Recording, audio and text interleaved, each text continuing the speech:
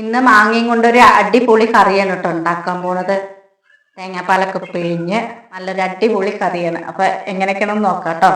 മാങ്ങ കഴുകി ഇങ്ങനെ ചെറുതായിട്ട് കട്ട് ചെയ്തിട്ടുണ്ട് കേട്ടോ, നൈസായിട്ട്. അപ്പൊ അത് ഈ പാത്രത്തിലേക്ക് ഇട്ട് കൊടുക്കുക. എന്നിട്ട്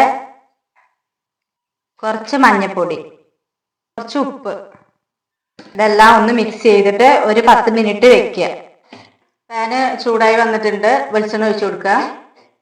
ഇഞ്ചിയും വെളുത്തുള്ളി അരിഞ്ഞത് എണ്ണ ചൂടായി വന്നിട്ടുണ്ട്, അപ്പൊ അതിലേക്ക് ഇട്ട് കൊടുക്കുക. ഇഞ്ചിയും വെളുത്തുള്ളി മൂത്ത് വന്നിട്ടുണ്ട്. ഇനി അതിന് ശേഷം സവാള അരിഞ്ഞത്, ചെറുതായി അരിഞ്ഞത്, അതിനോടൊപ്പം തന്നെ പച്ചമുളകും ചെറുതായി നൈസായിട്ട് അരിഞ്ഞിട്ടുണ്ട്, അതിട്ട് കൊടുക്കുക.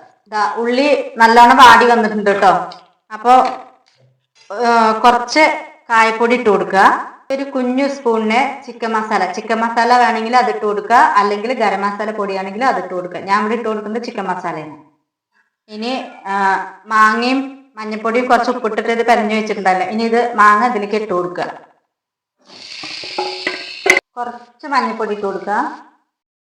തേങ്ങാപ്പാല് 2-ാം പാലാണ് ആദ്യം ഒഴിച്ചു കൊടുക്കേണ്ടത്. അപ്പോൾ 2-ാം പാൽ ഒഴിച്ചു കൊടുക്കുക.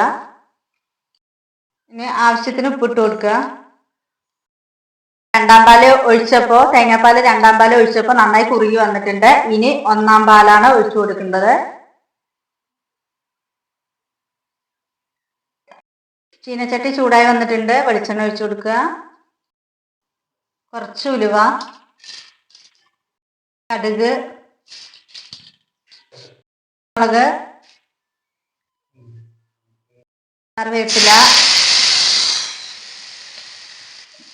സ്റ്റവ് ഓഫ് ചെയ്തതിന് ശേഷം കുറച്ച് കാശ്മീരി മുളക് പൊടി ഇട്ട് കൊടുക്കുക. കളർ കിട്ടാൻ വേണ്ടിയിട്ടാണ്.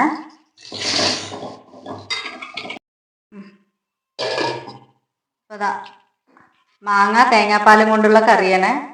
എല്ലാം ഇളക്കി കൊടുക്കുക. നന്നായിട്ടുണ്ട്, അടിപൊളി കറിയാണ്. ചോറിൻ്റെ കൂടെ കഴിക്കാൻ പറ്റിയ കറിയാണ്. അപ്പൊ ഇങ്ങനെ എല്ലാവരും ഒന്ന് ഉണ്ടാക്കി നോക്കണം കേട്ടോ.